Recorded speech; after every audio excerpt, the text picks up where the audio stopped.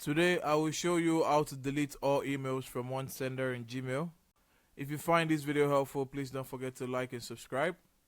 Now, the first thing I want you to do is sign into your Gmail account. Once that's done, I want you to come to this search bar here. And what we're going to do is we're going to take the email address of the sender of which we want to delete their emails.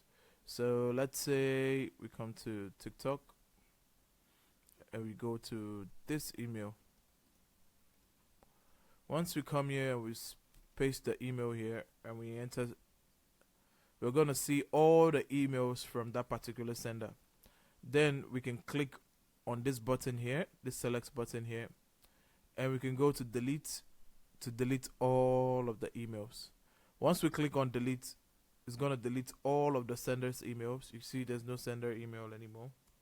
But if you want to permanently delete it, then you need to come to trash and you need to click on this again, and then now you delete forever. Once you do that, you'll be able to permanently delete the emails from the sender. Now that's how you delete all emails from one sender in Gmail. If you find this video helpful, please don't forget to like and subscribe. Until the next one, see ya.